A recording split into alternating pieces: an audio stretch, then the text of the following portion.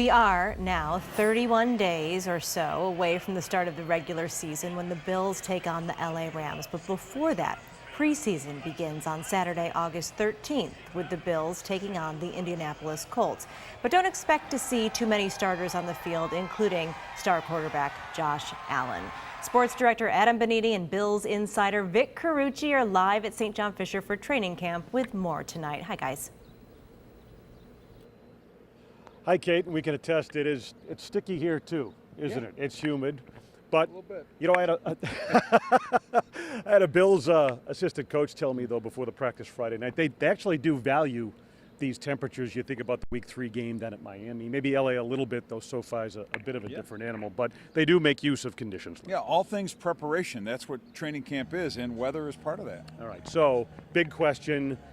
Whenever you approach the preseason opener, what's going on at quarterback? The answer is pretty obvious when it comes to the Buffalo Bills.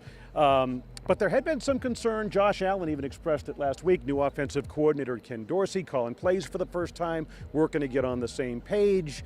Allen suggested the preseason might be important in that regard. I asked Sean McDermott about it today. You heard the soundbite. He essentially all but said no way. Yeah, there's some element, of course, of wanting the game-like situation to allow for better communication, or at least to work on that between Ken Dorsey, Josh Allen, and it does matter. I don't want to dismiss it. However, the risk-reward comparison here, and too much risk to put Josh Allen out there, frankly, in any of these preseason games, that is far too great compared to the reward that you'd get from having them work together. They can work that stuff out and have been on the practice field and will continue to do so in the regular season.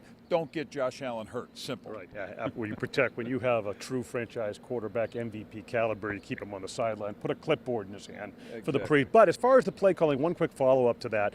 You know, I've been told there has been some lag there in terms of the plays getting in, and you would expect that to some extent, especially with Dorsey calling plays for the first time in his career. Where's your sense of where all that stands right now? Well, you know, if you listen to the backup quarterbacks talk about Ken Dorsey, Case Keenum, Matt Barkley, and especially Case Keenum, who's new to the situation here, I mean, he referenced his play call sheet as a beautiful mind thing. So high praise from a guy who has been around, has worked with other coaches.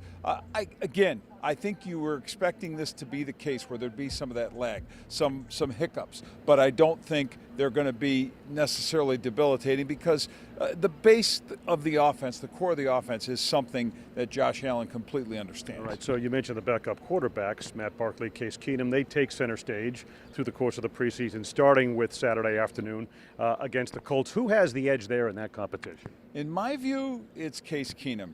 Now, yes, Matt Barkley has been here before, has got more chemistry with Josh Allen, but I think all of them, or both of them, I should say, are starting anew with Ken Dorsey as offensive coordinator. So is Josh Allen to some extent, but he's much closer to him. But with Keenum, you have this veteran presence, this guy who's had experience as a starter, as the top guy in different places. You also have a guy who is a really natural leader. Sean McDermott talked about that too. Yes, the guys who play are better leaders than those who don't play as much, but he does bring a presence to the room. Real quick follow-up to that then as well. You know, Mitch Trubisky moved on to the Pittsburgh Steelers. The Bills really liked him as an insurance policy with good reason behind Josh Allen. Should Allen get hurt, how much of a drop-off, if at all, is there from Trubisky to Keenum? I don't think it's a big one, Adam. I really don't. And again, you're looking at it, you hope, for the Bills' sake, that it's only a few games and not a full season. It would be a problem if Mitch Trubisky were leading the way the whole year or most of the year if Allen were hurt. So same thing. Keenum knows his stuff, and I think not as big a guy, but knows how to move into those throwing lanes. All right, less than a minute left here, but offensive line finally getting healthy. Roger Saffold coming back over the weekend. Finally, a chance for their projected starting five to get some reps together. Yeah, this is huge to get these guys and get some continuity. But here's the thing, and Ryan Bates pointed this out. They've been working together in walkthroughs, which are not practices, and when the guys who haven't been deemed healthy enough to practice but are still allowed to do these walkthrough type things. It's choreography. It's a big deal. And as far as Ryan Bates is concerned, they're not missing a beat. He says they're ready to go. All right, so those are the key storylines, kind of the headlines as the Bills open the final week of camp. Just a couple of more workouts here. They're off tomorrow, 9:45 a.m. on Wednesday, and then the final practice here for the Rochester portion, 9:45 a.m. on Thursday. For Vic Carrucci, Adam Benini in Pittsford. Kate, let's send it back to you. All right, you kids go have an ice cream at Pittsford Dairy. Good job. We'll see you later.